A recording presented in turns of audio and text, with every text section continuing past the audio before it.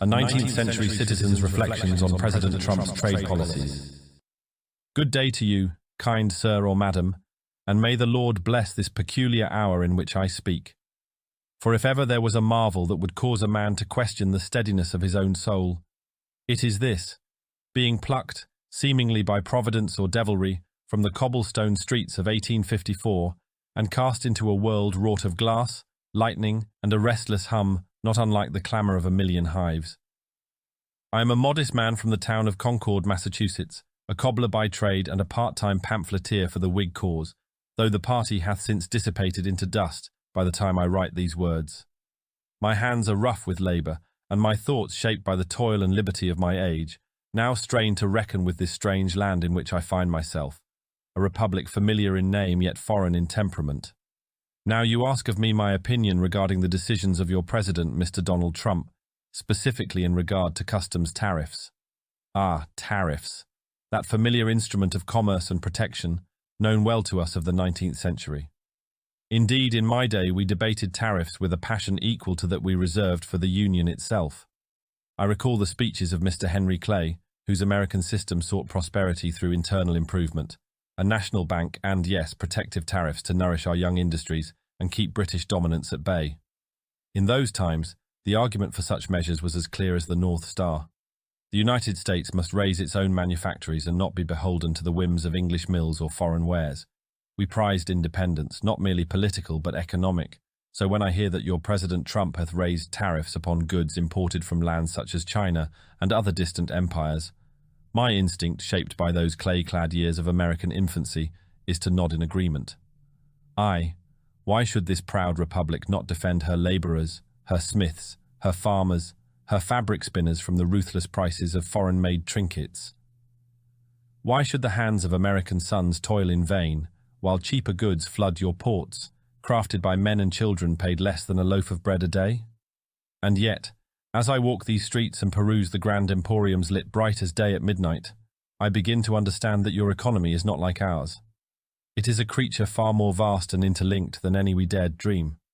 Goods are not merely brought across the seas but are conceived in one land, assembled in another, and completed in a third before finding their way to your homes.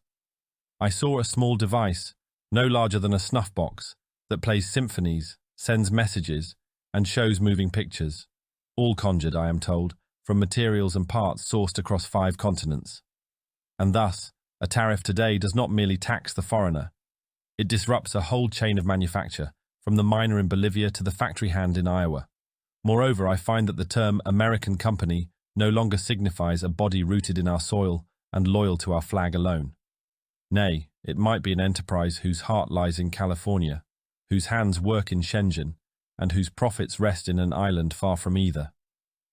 And in such a world, where the loom of commerce is so tightly knit, a tariff feels not like a wall to protect but a blade that may cut in unforeseen directions.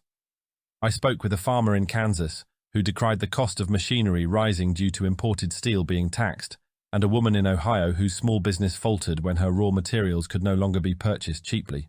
President Trump, I'm told, enacted these measures to bring fairness, to rebalance the scales tilted by nations who trade dishonorably, who flood the markets with underpriced goods or compel their people to work without rest or recompense.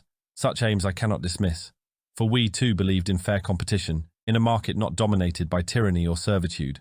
Yet I ask, in this age of miraculous abundance, whether the method chosen, the sudden levy, the retaliatory posture, achieves the justice desired.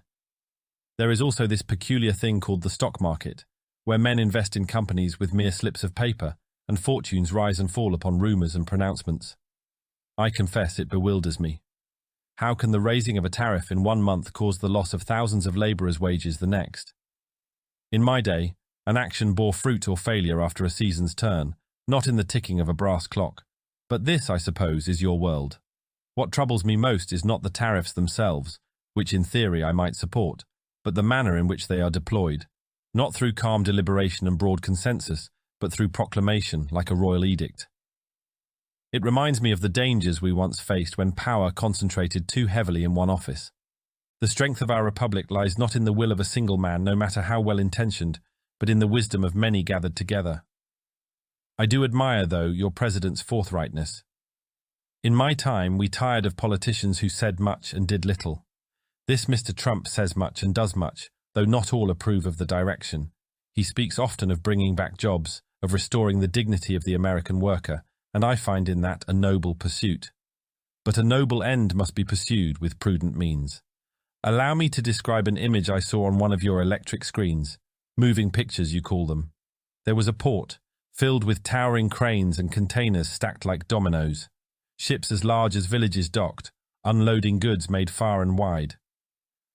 I was struck by both awe and concern, for such abundance is a blessing, yet it bears the question, have you become so dependent on the world that you no longer make your own shoes, your own tools, your own food? Have you traded the hearth of self-reliance for the convenience of distant supply? And thus, kind friend, I offer a few humble recommendations, shaped by old wisdom and fresh astonishment. First, if protection is to be your aim, let it be accompanied by education and reinvestment.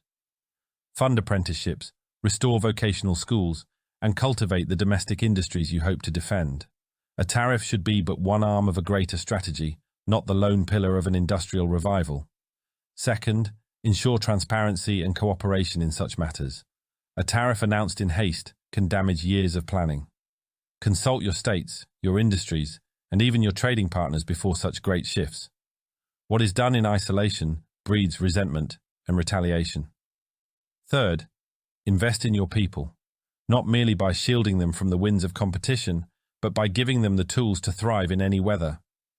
If globalization is here to stay, let your workers compete on quality, innovation, and resilience. That, too, is patriotism. Fourth, create contingency plans for those who suffer unintended consequences. If a farmer or factory closes due to policy change, let there be aid, retraining, and new opportunity. Do not let one hand raise a wall while the other leaves your people adrift. And lastly, remember the spirit of the Republic, that no man, no matter how bold or eloquent, governs alone. Decisions that touch every household must arise not from the will of one, but from the voice of the many. That is the promise of America. In conclusion, I, a simple man of the 1850s, see in President Trump's tariffs both the echo of a strategy we once embraced and the caution of a path that must be trod with care. Tariffs may serve to awaken your nation's pride and enterprise, but they must not be wielded like a cudgel, lest they break what they aim to protect. And always, always must the people be consulted, for the Republic is no longer a fledgling. She must act not out of fear, but with foresight. Not with fire, but with firm resolve. It is the spirit of liberty, tempered by the wisdom of experience, that must guide your course. May God preserve this union, strange and mighty as she has become. And may He grant you leaders who remember that strength is not shown through defiance alone, but in unity, industry, and justice for all. I remain your obedient servant, a 19th-century American, bewildered yet ever hopeful.